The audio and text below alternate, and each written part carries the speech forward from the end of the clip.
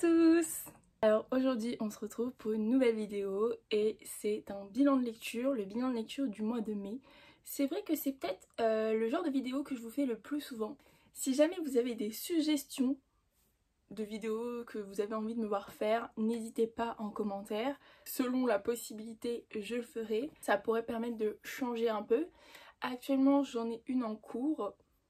Je sais pas quand est-ce que vous la verrez, faudrait peut-être que je me remette dedans puisque là je pars un peu dans tous les sens au niveau de mes lectures ce mois-ci. Ah oui, et je vais après celle-ci en préparer encore une autre. Et oui, maintenant que j'ai plus de temps, je vais essayer de trouver des idées de choses que je pourrais faire pour changer un petit peu.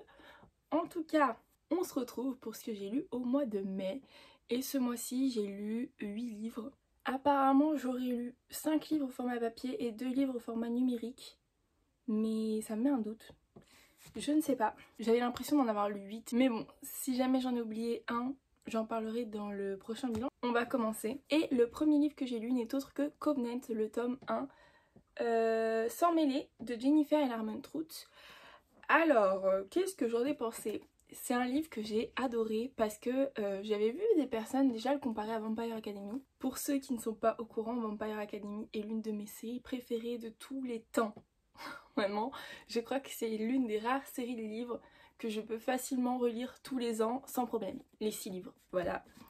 D'ailleurs, j'ai pour projet de me lancer dans la lecture du spin-off qui se situe dans les événements de la fin de la série où on suit le personnage de Sydney. Sachant qu'en France, on avait eu la traduction que du premier tome, que j'ai déjà lu bien sûr. Et je sais plus s'il y en a 6 aussi. Il y en a pas mal en tout cas, à savoir que j'ai déjà lu 48% du tome 2 parce que je l'avais acheté en numérique. Mais très franchement, le numérique et l'anglais, c'est pas fait pour moi, il me faut vraiment la version papier, donc voilà, bref. Donc oui, je pense que pour ceux qui ont apprécié Vampire Academy, Covenant est une bonne lecture également. Sur une île au large de la Caroline du Nord, vivent les hématoi, des individus au sang pur. Ils sont dotés de pouvoirs divins et sont capables de maîtriser les 4 éléments. Et ceux dont la lignée a connu un métissage sont contraints de choisir leur destin. Intégrer le corps des sentinelles afin de lutter contre les démons leur ennemi originel, ou alors mener une vie de servitude. De retour depuis peu au Covenant et étant une sang-mêlée, Alexandria n'a pas le choix. Elle doit réussir les examens afin de devenir une sentinelle. Toute relation entre sang pur et sang mêlé est formellement interdite sous peine d'exclusion ou pire. Une règle qui pourrait ne pas être si compliquée si Alexandria n'était pas contrainte d'être entraînée par Aiden, un jeune homme qui l'a toujours attirée et qui est un sang pur. Je donnerai donc 4,5 à cette lecture, c'est une lecture que j'ai adorée. Je donne pas 5 parce que c'est le tome introductif, je veux voir ce que donne la suite, mais oui, la comparaison avec Vampire Academy est plus que juste. Voilà, c'est vrai qu'il y a énormément de choses qui m'y font penser, mais le contexte n'est pas le même. Ici, on parle pas de vampires, il est plus question justement de tout ce qui est mythologie grecque. Et d'ailleurs, j'ai trouvé que ce qui a été fait de l'univers était super intéressant. Il y a des points dont je peux pas vous parler puisque c'est une découverte qu'on fait pendant la lecture et que c'est pas évoqué dans le résumé, mais quelque chose qui annonce vraiment une suite prenante, donc très curieuse de ce que ça peut donner. Parce que bon, Aiden est bien gentil, mais j'en ferai pas mon book boyfriend pour l'instant. Voilà, j'ai pas eu un coup de cœur pour son personnage. Par contre, j'aime bien Alexandria, même s'il y a des choix où je me suis dit dans la logique, si elle réfléchit un petit peu, bon. Après, s'il n'y a pas d'histoire, si les personnages prennent pas de risques, mais bon. Vu la fin, sachant qu'au cours de ce premier tome, on introduit un personnage qui m'a l'air plutôt intéressant, je pense que je serai plus tentée par la suite, donc on verra bien. J'avais oublié de dire juste avant que Covenant s'était publié chez J'ai lu. Ensuite, on continue, je crois, avec l'une des lectures que j'ai le moins aimée. Là, on arrive au milieu de l'année, enfin, à l'heure où je filme, on est en juin. C'est l'une des lectures que j'ai le moins aimée de l'année. Bon, je vous la présente. C'est donc Mystic Flown, écrit par Dana Béchalis et publié chez Gulfstream Editor. Ce livre est juste sublime, je vous le montre. Il est comme ceci. Alors moi j'ai abîmé les dorures, oui c'est possible, apparemment. Et en plus, à l'intérieur, enfin en fait ce livre, l'objet livre est juste sublime et je suis tellement déçue de ne pas avoir aimé l'histoire. Donc il est super beau, en plus un livre blanc. Et la jaquette, oh là là, mais les illustrations sont sublimes. Je vais donc vous faire un résumé. Une guerre de l'ombre couve depuis longtemps entre les royaumes du continent. Dans ce jeu de force et de magie, la découverte d'armures robotisées mobiles devient l'enjeu de ce conflit. Ces ARM, qui dateraient d'une civilisation disparue depuis 1200 ans, offriraient un avantage vraiment dissuasif si elles voulaient bien révéler leurs secrets. Sauf que leurs pièces manquantes demeurent introuvables. Mais il existe une autre solution. Trouver le maître des arcanes qui possède l'as de mort et le joker. Et celui-ci n'est autre que l'un de nos personnages, Sage. Porter ses cartes est un coup du sort, il n'a pas eu le choix. Depuis très jeune, il est donc traqué pour ses capacités et trouve refuge dans la prestigieuse Université des Magies. Là-bas, il y rencontre Diba, une émotionnelle que tout le monde fuit par rapport à ses dons aussi dévastateurs qu'incontrôlables. Tous deux vont tenter de percer le mystère qui entoure les ARM, sans se douter qu'il pourrait exister une menace bien pire. J'ai donc mis 2,5 à cette lecture parce que, en vrai, j'ai du mal à mettre en dessous de la moyenne parce que écrire un livre c'est énormément de travail, donc j'ai mis 2,5 mais j'ai absolument pas aimé, j'étais à deux doigts d'abandonner en fait, sauf que je me suis dit non, j'ai quand même mis un certain prix, ce livre est à 21,50 €, je veux pouvoir avoir la possibilité d'en parler en toute connaissance de cause en l'ayant lu du début à la fin, donc c'est chose faite. Et autant vous dire que j'ai pas du tout aimé. Déjà les personnages, j'ai pas accroché. Sage comme Diba. Déjà, faut savoir que nos personnages ont 19 ans. Alors oui, hein, c'est un livre young adulte, jeunesse, on est d'accord. Mais c'est vrai que ils ont 19 ans et ils sont sans cesse en train de dire oui, on est des adultes, il faut nous traiter en tant que tels, nanani nanana. Sauf qu'à côté de ça, ils ont des comportements d'adolescents. Je les ai pas trouvés adultes, moi, dans justement leur façon de s'exprimer ou leur prise de décision, enfin je les ai trouvés un peu fatigants parfois. Ensuite, on a donc une intrigue principale qui est par rapport au mystère qui entoure les ARM, comme je vous en ai parlé, les robots. Et le fait est qu'on nous en parle énormément, ça a l'air d'être très important, sauf que je trouve qu'il y a certaines choses qui sont réglées assez facilement, ou alors on est trop en surface. C'est vrai que ça peut paraître confus ce que je vous dis parce que je veux pas vous spoiler. Si vous voulez, j'en reparlerai plus longuement dans une vidéo dédiée, une chronique exprès pour Mystic Flamme, même avec une partie spoil. À côté de cette grande question de l'ARM, on a eu d'autres petites intrigues qui ont été posées. Et le problème, c'est que j'avais la sensation qu'on nous lâchait des informations comme ça, qu'on nous lâchait de nouvelles problématiques sans jamais vraiment revenir dessus. En fait, ça partait un petit peu dans tous les sens. Enfin, c'est d'après moi. Hein. J'ai vu qu'il y avait énormément d'avis positifs. Donc j'ai fait partie des avis négatifs minoritaires, mais vraiment c'est... Déjà de base, je suis pas hyper robot, mais le livre était tellement beau et j'avais tellement entendu de... comment dire, d'avis positifs sur ce qui était de la plume de Dana Bechalis que je m'attendais vraiment à une bonne surprise.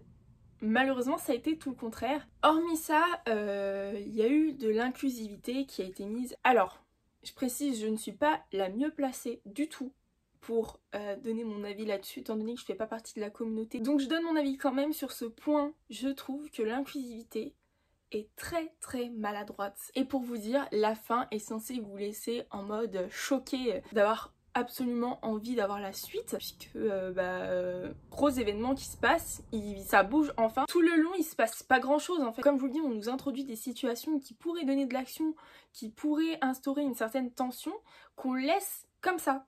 Vraiment je suis déçue et je lirai pas la suite, donc voilà. Mais j'ai encore le dernier Lion d'Albâtre de la même autrice dans ma palle qui est vraiment encensé.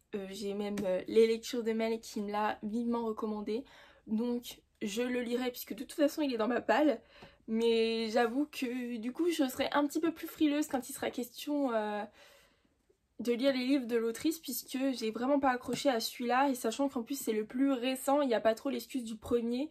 Donc on verra. Ensuite, j'ai lu Pestilence, écrit par Laura Thalassa et publié chez Bookmark. Alors, j'ai adoré. Voilà, j'ai adoré. Pour vous faire un gros résumé, parce que... Est-ce que je vous résume celui-là en particulier? Ouais. Alors, cette histoire débute avec l'arrivée des 4 chevaliers de l'Apocalypse sur Terre afin d'anéantir l'humanité. Notre protagoniste, Sarah Byrne, prend donc une décision. Lorsque Pestilence se dirige vers sa ville, elle décide de tenter de le tuer afin de sauver l'humanité étant donné que Pestilence diffuse sa maladie et tue tout le monde sur son passage. Sauf que Sarah aurait bien aimé qu'on la forme du fait que Pestilence ne peut pas être tuée. Le cavalier, qui est donc maintenant fou de rage, décide de la garder avec elle afin de la faire prisonnière et surtout de la faire souffrir. Et au fur et à mesure du temps passé ensemble, leurs sentiments évoluent et Sarah a peut-être enfin l'opportunité de sauver le monde à moins qu'il lui résiste. J'ai adoré, j'ai vraiment adoré. Je mettrais 4,5, mais pourquoi pas un 5? Parce que déjà c'est le plus court de la série. Dans une vidéo précédente je vous l'ai déjà dit, c'est le plus court, donc je veux voir ce que les autres donnent.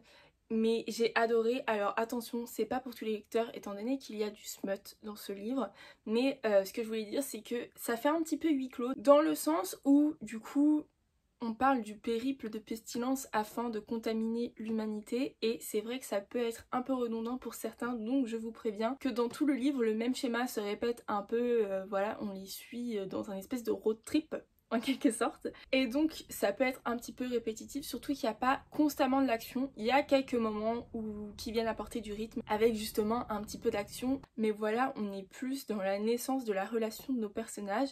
D'ailleurs j'ai ri parce que donc c'est un peu un enemies to lovers.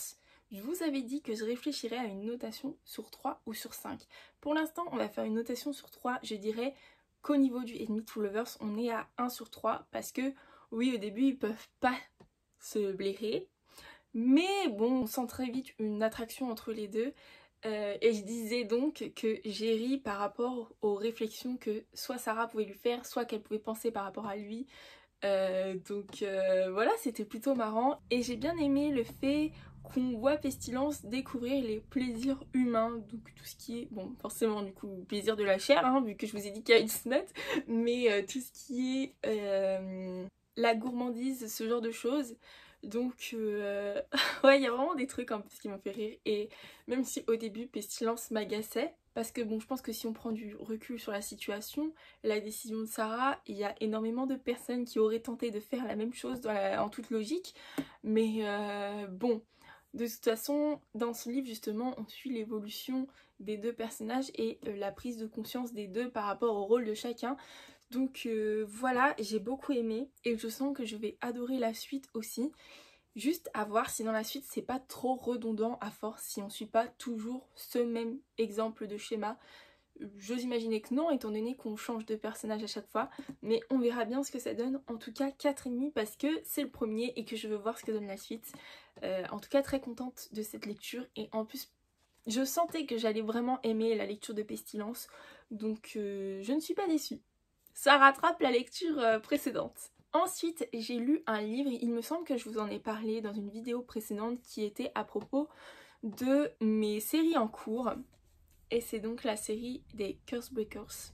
Je sais pas si on dit comme ça en français, mais en tout cas c'est la série The Cursebreakers en VO. Et donc le tome 2 qui vient après Un sort noir et éternel, Un cœur si loyal et solitaire. Je vais pas vous faire un résumé étant donné que c'est un tome 2. Pour vous dire en gros l'histoire de Un sort noir et éternel, c'est une réécriture de La Belle et la Bête dans laquelle on suit le personnage d'Harper, qui est une jeune femme qui a d'ailleurs un handicap. Et ce qui s'est passé, c'est qu'une nuit dans sa ville à Washington, elle voit un homme tenter de kidnapper une jeune femme. Elle s'interpose et en faisant ça, au final, il laisse tomber celle qu'il avait de base en vue et il part avec elle dans un monde parallèle dans lequel un royaume est coincé dans un automne perpétuel.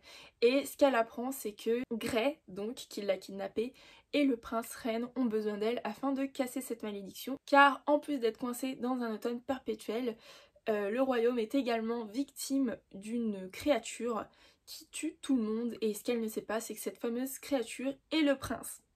Voilà pour un résumé d'Un sort noir et éternel. Donc dans Un cœur si loyal et solitaire, on change de point de vue, on suit maintenant Grey et un autre personnage dont je ne vais pas vous révéler l'identité parce que je me dis que c'est peut-être bien que vous puissiez le découvrir. Et donc pour vous faire mon retour, je ne vais pas trop rentrer dans les détails, mais j'appréhendais de sortir ce livre de ma palle, je vous l'avais dit. Il y avait énormément d'avis négatifs. C'est vrai, je pense qu'on s'est tous attachés aux personnages d'Harper et Ren dans le premier tome. Je vous l'ai dit, je l'ai adoré, j'ai mis 5 sur 5. Et franchement, il n'y avait rien à redire. Mais le fait que ce ne soit plus eux dans celui-là, il y a beaucoup de gens qui ont été déçus puisqu'ils s'y attendaient pas. Alors moi j'ai été préparée et en plus j'ai mis pas mal de temps à le sortir et autant vous dire que j'ai vraiment beaucoup apprécié cette lecture. J'ai mis 4 sur 5 en fait. Je vais vous expliquer pourquoi 4 et pas 4,5 ou 5.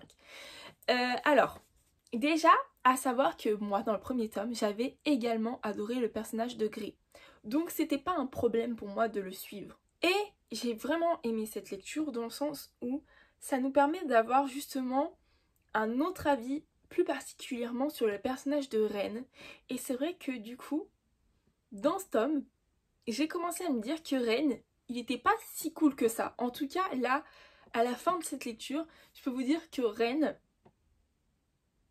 j'aime encore beaucoup Harper, qu'on voit vraiment pas beaucoup dans ce livre. Voilà, je trouve qu'elle est égale à elle-même, que c'est vraiment quelqu'un de bien. Mais Ren, j'ai vraiment du mal avec lui. Par contre, par rapport à Grey, mon avis n'a pas changé. J'aime toujours autant son personnage et je suis d'accord avec la plupart des prises de décision qu'il a pu avoir dans ce tome. Et l'autre personnage qui nous est introduit, donc vous aurez compris que c'est souvent un personnage masculin et un personnage féminin. Alors elle, j'ai pas plus d'avis que ça sur elle, dans le sens où elle, déjà, j'allais dire un spoil, mais de toute façon j'ai pas plus d'avis que ça. Voilà, on va rester là-dessus. Je ne suis pas particulièrement attachée à son personnage, donc elle, ça sert même à rien que je vous en parle du coup. Pour moi, c'est vraiment Grey qui est important. Et donc, en fait, ce qui a fait que j'ai mis 4, parce que là je m'égare, on arrive à certains passages qui nous parlent d'événements qui se sont passés dans le 1. Et à un moment, c'était vraiment vers le début, je me suis dit, est-ce que c'était pas un petit peu trop facile par rapport au tome précédent? Est-ce qu'on va pas nous faire le coup, nous faire revenir une problématique qui normalement était réglée dans l'histoire? Parce qu'en fait, ça a fait que j'ai eu la sensation d'un retour en arrière et ça m'a un peu déçue. J'avais envie qu'on passe à autre chose. Il y a déjà assez de problèmes comme ça et ça en rajoute un. Je suis un peu déçue par rapport à ça et je me voyais pas non plus mettre une note qui allait retranscrire ma déception étant donné que à part ce passage-là, j'ai adoré cette lecture. Donc j'ai mis 4 sur 5 alors que vraiment ça m'a tellement déçue que en fait au départ je me suis dit oh je vais peut-être enchaîner directement avec le 3 comme ça si je fais une vidéo mes séries terminées et bah j'aurai la fierté de dire que cette série est passée d'une vidéo à l'autre. Mais en fait non, il me faut le moment de me remettre de cette déception pour que je puisse supporter la lecture du prochain puisque ça m'a vraiment saoulée. Donc voilà, c'est vraiment ce détail qui m'a agacée. À voir pour la fin. J'espère que ça sera quand même bien exécuté. Je vous parle quand même un peu en message codé, hein. Ensuite, ma dernière lecture au format papier était un service presse. Et c'est donc Conditions générales d'usurpation, écrit par l'auteur auto-édité Kiyot, qui m'a gentiment envoyé son livre afin que j'en fasse une revue et une chronique. Et donc je vous en parle dans mon bilan de lecture ici. Alors dans Conditions générales d'usurpation, on suit le personnage de Melissa Allen. Ayant raté sa bourse d'études de très peu de points et donc contrainte pour le moment d'être livreuse. Sauf que son rêve, c'est de vivre dans le paradis nerd californien et de travailler pour l'un des géants de la Silicon Valley. Et donc il faut qu'elle ait des diplômes qu'elle peut obtenir grâce à une des prestigieuses écoles. Sauf que pour ça, il faut de l'argent et à force de traîner sur le dark web, il se peut que des options s'ouvrent à elle même si elles ne sont pas toujours légales. Elle se promet que c'est juste pour payer ses droits d'entrée et à l'espoir de ne pas se faire attraper afin de ne pas finir en prison. Donc c'est une lecture à qui j'ai également mis 4 sur 5. Alors, c'est un techno-thriller. J'avais jamais eu ça. Comme vous le savez déjà, ça m'arrive régulièrement de lire des thrillers puisque j'aime beaucoup ce genre littéraire. Mais techno-thriller, ça ne me disait rien et l'auteur m'avait prévenu qu'il n'y avait pas de difficulté même si on ne possédait pas forcément le jargon par rapport à la technologie. C'était expliqué et en effet je vous confirme, si vous n'êtes pas expert dans ce domaine, il y a des explications qui sont claires. J'ai quelques notions en programmation, sans vouloir m'en vanter. Non vraiment quand je dis quelques notions c'est vraiment le strict minimum, le début. Mais j'avais fait des études d'art et c'était des études dans tout ce qui était graphisme et communication visuelle et donc j'ai déjà programmé. Il y avait des passages qui me parlaient du coup, mais ce que je voulais dire c'est que Ce que j'avais peur en commençant cette lecture, quand on avait du coup l'introduction de l'histoire, c'est qu'on soit coincé dans le quotidien un peu trop répétitif de Mélissa, mais je vous rassure, très vite l'histoire prend une autre tournure auquel on s'attendait pas forcément, ça devient même très très cocasse, on est plongé du coup dans ces péripéties, on veut savoir ce qu'il en est, on veut savoir ce qui va se passer, et pour tout vous dire, c'est ce qui m'a fait m'accrocher à l'histoire, étant donné que j'ai pas vraiment aimé le personnage de Mélissa, j'ai tendance à avoir des atomes crochus avec des personnages qui sont un peu plus, comment dire, forts entre guillemets. C'est vrai que Mélissa est très stressée, ça peut se comprendre dans ce genre de situation, évidemment, mais c'est vrai qu'elle fait un peu partie des personnages que je définirais comme étant faibles, et donc voilà, c'est pour ça que j'ai pas accroché à elle, mais l'histoire en elle-même donnait envie de voir ce qui allait se passer, puisque en fait quand on commence à s'installer dans une situation, tout de suite après il y a un événement qui survient et qui redistribue un peu les cartes, donc c'était vraiment pas mal, et voilà, 4 sur 5. Alors, nous sommes un autre jour. Bon, au niveau de la tête et de la coupe, normalement ça n'a pas trop changé, mais d'où le changement de haut. Donc je vous parlais du fait que j'avais peut-être oublié de parler d'un livre, et c'est bien le cas, donc je me suis dit bon, on va pas le mettre dans la prochaine vidéo, au pire la prochaine fois où je décide de tourner je corrigerai ça. Et donc c'est un service presse que j'ai reçu de la part des éditions Bookmark, et le livre n'est autre que Sur les traces du vampire, le tome 1 de Mystère Hazelwood, écrit par Face Hunter, et j'avais totalement oublié de vous en parler. Alors pour ce livre, les trigger warnings ne sont pas indiqués à l'intérieur, mais il est question de secte. Du coup forcément il faut faire attention pour les personnes qui seraient sensibles, étant donné qu'il y a toutes les dérives que ça pourrait entourer, telles que la manipulation psychologique, les abus, les agressions, donc je préfère vous prévenir. Mais pour vous faire un résumé, c'est l'histoire de Nell Ingram qui a grandi dans une secte, sauf qu'elle a réussi à s'en exiler volontairement. Et maintenant, pour se défendre, elle peut compter sur la forêt de Soulwood qui est dotée d'une conscience qui lui est propre, et elle peut y puiser de la magie. Et un jour, un agent spécial de la sécurité intérieure arrive, l'agent Rick Lafleur, afin de solliciter son aide dans une affaire qui implique des vampires. Nell a maintenant une équipe et une mission, et afin de pouvoir sauver une adolescente qui a été kidnappée, ils vont être obligés de se plonger dans la secte qu'elle a réussi à fuir, ainsi que dans un groupe terroriste humain, et c'est donc là que le compte à rebours commence. Alors j'ai mis 3,5 à ce livre, parce qu'il y a énormément de descriptions pour commencer. Alors c'est pas forcément quelque chose qui me gêne toujours, c'est que là pour le coup je trouve que c'est pas des descriptions qui sont forcément utiles, dans le sens où ça décrit des choses vraiment dans les détails, c'est-à-dire que jusqu'à la couleur de la pelouse par exemple, et en fait les chapitres sont assez longs et ça alourdit le récit, je trouve qu'il y ait autant de descriptions, et du coup parfois ça me sortait un petit peu de l'histoire. Et ensuite à savoir, mais je l'ai pas précisé, Mystère Hazelwood, c'est une série spin-off d'une autre série qui s'appelle, il me semble, Jane Yellow Rock. J'écrirai à l'écran si jamais c'est pas ça. Et en fait c'était une série de pareil, de beat lit, urban fantasy, où on suit, il me semble, une chasseuse de vampires. Ça gêne pas du tout de pas l'avoir lu, si jamais. Moi, ce qui m'a vraiment plu dans cette histoire, déjà j'adore l'urban fantasy, je vous l'ai déjà dit à de nombreuses reprises, mais c'est aussi le côté de parler des sujets autour des sectes, parce que je suis aussi une amatrice de true crime. Je crois aussi que je vous l'ai déjà dit ce point-là, donc c'est vrai que ça m'intéressait de voir le mélange des deux. Alors à ce niveau-là, très franchement, c'est très concentré autour de l'enquête, donc il y a des chances que vous soyez pas déçus, mais on est moins sur les relations humaines. Après on suit un personnage qui s'est coupé du monde, qui s'est isolé, qui ne donne pas sa confiance facilement, donc à la limite c'est pas si étonnant que ça. Vous attendez pas par exemple à ce qu'il y a un côté romance, pas du tout. Je dirais qu'on a le tout juste commencement d'un love interest, mais c'est tout, il n'y a pas de romance. J'ai trouvé que le personnage de Nell était très intéressant parce que justement elle a grandi avec des idées qui lui ont été répétées à de nombreuses reprises et sans avoir accès à certaines choses, et du coup on pourrait se dire qu'elle aurait pas un certain recul, et j'ai trouvé justement qu'elle était très perspicace et très utile au niveau de l'enquête, donc pour ce point là franchement j'ai trouvé qu'elle était plutôt intéressante. Pareil, la nature de son don On sent qu'il y a encore des choses à découvrir là-dessus. Il est plutôt intriguant, cette espèce de connexion avec la nature, avec la terre. Vraiment à voir ce que ça pourrait donner par la suite. Ça a l'air d'être au final quelque chose d'assez puissant. Et au niveau des personnages plus secondaires, des gens qui font partie de son équipe, alors le fameux Rick Lafleur, c'est vrai qu'on en parle. Moi, pour tout vous dire, pas plus d'avis que ça sur lui. J'ai trouvé que... En fait, je pense que c'est un personnage pour être attaché à lui.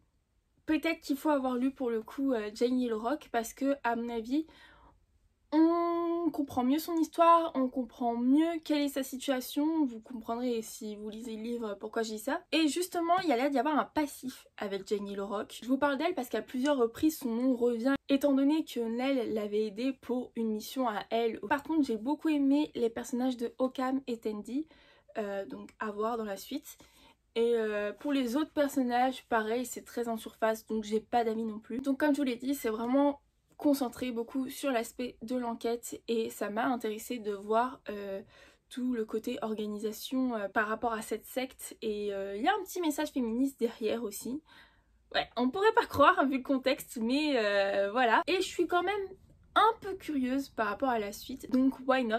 Ensuite, j'ai eu 2 lectures numériques. On va continuer avec une lecture qui était également un service presse.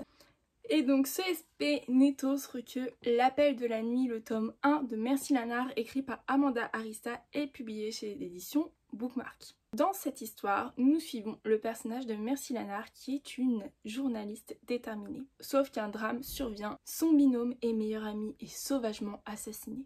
Et ce meurtre est relié à de sombres histoires sur lesquelles Merci et lui étaient en train d'enquêter à la base. Elle se lance donc corps et âme dans celle-ci afin de le venger. Elle est vite rejointe par le frère d'Ethan, qui n'est autre que Raph, et celui-ci lui apprend qu'il existe en fait tout un monde surnaturel auquel Ethan appartenait. Elle découvre donc au fur et à mesure de nombreux secrets que celui-ci lui avait au final cachés. Et celle-ci devra également affronter la vérité sur sa vraie nature. Merci et Raph se retrouvent vite plongés au milieu d'une guerre de territoire. Alors, c'est une lecture à qui j'ai également mis 4 sur 5. J'ai beaucoup aimé. C'est très court. Je crois que c'était dans les 300 pages ou un peu moins de 300 pages. C'est passé très rapidement. J'ai beaucoup aimé. J'ai trouvé que c'était super intéressant. La nature de Merci, que je ne vous donnerai pas afin que vous puissiez le découvrir étant donné qu'elle est elle-même dans l'ignorance avant de découvrir l'existence d'un monde magique. Mais voilà, j'ai bien aimé son personnage, j'ai bien aimé sa détermination, et j'ai aussi bien aimé Raph, et j'ai trouvé ça cool qu'il soit pas décrit comme tous les autres personnages, tous les autres protagonistes masculins dont on a l'habitude, c'est-à-dire super grand, entre 1m80 minimum et 2 mètres, extrêmement musclé. Non, Raph est pas tout à fait comme ça, d'ailleurs il fait quasiment la taille de Merci. J'ai trouvé ça plutôt cool d'avoir un personnage qui ressemble un peu plus aux personnes qu'on peut croiser dans la vraie vie. Et hormis ça, j'ai trouvé que les bases de l'univers étaient super intéressantes. On a justement toute une histoire par rapport à une guerre qui avait été mise en place. Et là, comme je vous l'ai dit, il y a un conflit de territoire. Enfin, je trouve qu'il y a encore énormément de choses à découvrir. Et de toute façon, je suis plutôt intriguée par la relation de Merci et de Raph. Justement, je veux voir ce qu'il en est. Étant donné que là, il est vraiment question d'enquête et qu'on découvre un peu tout au fur et à mesure de notre lecture, je vais vous laisser découvrir ce qu'il en est. En tout cas, vraiment très curieuse de découvrir la suite. Je pense qu'on rentrera vraiment dans le vif du sujet à partir de celle-ci. Et j'ai oublié de dire, c'est vrai que j'ai été vraiment happée par l'enquête puisque on démarre pas tout de suite après le décès d'Ethan. On démarre justement la nuit de son décès, donc on a le temps de voir un petit peu ce qu'il en est par rapport à sa personnalité, par rapport au lien qu'il a avec Merci. Il avait l'air d'être quelqu'un de vraiment bien et du coup ça en était d'autant plus touchant et on avait d'autant plus envie de découvrir ce qui avait pu lui arriver. J'ai vraiment aimé avoir. Et pour terminer, ma dernière lecture avec mon abonnement Kindle n'était autre que Tout est sous contrôle, sauf toi, écrit par Sally Thorne et publié chez HarperCollins. C'est une lecture à qui j'ai mis, je sais plus encore si j'ai mis 4 ou 4,5. Je crois 4. Bon, comme vous savez, ça m'arrive de lire une romance de temps en temps entre 2 livres un peu plus compliqués et donc je suis un peu plus difficile pour être convaincue. Il faut vraiment que ce soit un énorme coup de cœur. C'était pas un énorme coup de cœur mais c'était une lecture très sympa que j'ai vraiment appréciée pour le coup et pareil, ça se lisait tout seul, c'était très fluide. Dans cette histoire, nous suivons donc les personnages de Ruthie et Teddy. Alors, plus particulièrement Ruthie puisqu'on n'a qu'un point de vue.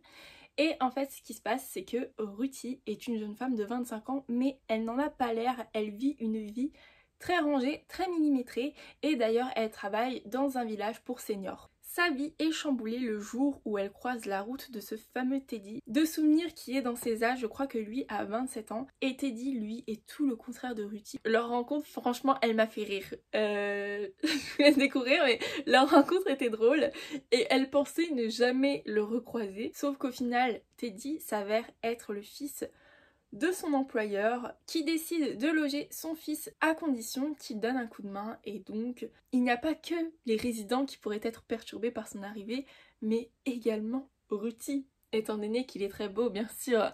Donc ouais, j'ai vraiment bien rigolé pour cette lecture, c'était rafraîchissant. Le schéma change, je trouve que dans les romances, ça dépend des autrices après, mais dans les romances on a tendance à être avec un personnage masculin assez froid, qui est très en retrait, dont c'est plus la protagoniste féminine qui lui court après. Là, c'est pas forcément le cas. Teddy est très avenant avec Ruthie. J'ai beaucoup aimé leur relation. Je les ai trouvés super mignons. Bon... Teddy est un peu particulier, il est vraiment dans son délire, mais je sais pas, les deux m'ont fait rire.